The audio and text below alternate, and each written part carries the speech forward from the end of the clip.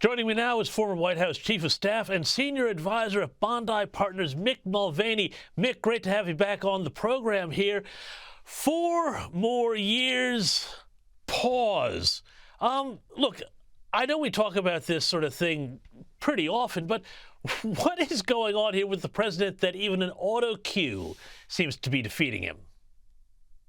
Yeah, James, I'm not sure if the Ron Burgundy movie Anchorman was a big hit in Australia or not, but it's being referred to here as the Ron Burgundy moment in that movie. Yeah. The lead character was famous for reading literally everything on a teleprompter, and that's where we are now with Joe Biden. It didn't go well, as you can imagine. It will be spoofed on many comedy shows over the course of the next couple nights. And it's just more indication, more fodder for those who are worrying about whether or not Joe Biden has the mental capacity and ability to do the job. There was a program here over the week that did a side-by-side of President Biden just the last couple of days and President Biden during the election of 2020. And the man is clearly not the same as he was just a couple of years ago. No, I mean, I think you're right. I was looking at a speech that he gave in 2019, and it's just a completely different person. But in terms of the media treatment, if any Republican was having these sorts of problems on a regular basis, I mean, the New York Times would be in meltdown. They'd be talking about invoking the Constitution to get the vice president, in. I guess it's because you got Kamala Harris here as insurance. But, I mean, the media at some point is going to have to start talking about these sorts of things. Or is this protection racket by CNN, the Washington Post, the New York Times so strong that they just ignore it?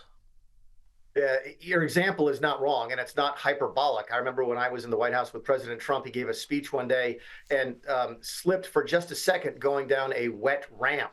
And the headline of the New York Times the next day was whether or not he was mentally fit for office and should we have a national discussion about replacing him as being unfit for office.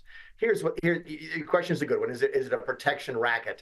This is Trump derangement syndrome. It's essentially anything that prevents Donald Trump from becoming president is seen by many on the left, including many in media, as a good thing. The ends justify the means. Anything that prevents Donald Trump from winning re-election is a good to these people, and that's what you're going to see. It doesn't surprise us. If you complain about the double standard in American media, that's all you're going to do is complain, because if there was not a double standard, there'd be no standard. It's not going to change, but the American public is seeing it again and again and again, and it's one of the fundamental reasons that Joe Biden continues to struggle in the polls.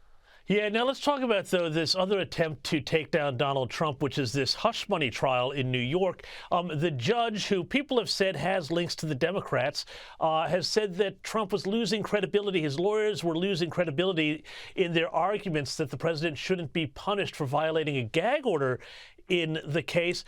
Where is this case up to? What are the politics of this here? This is what I'm very curious about. How is this playing out, or is this just simply something that's grist for the Trump derangement syndrome people? It's a little bit of all of the above. Keep in mind, this is not a case about hush money payments to an alleged prostitute or an adult film star. This is about how those payments were booked by the Trump organization.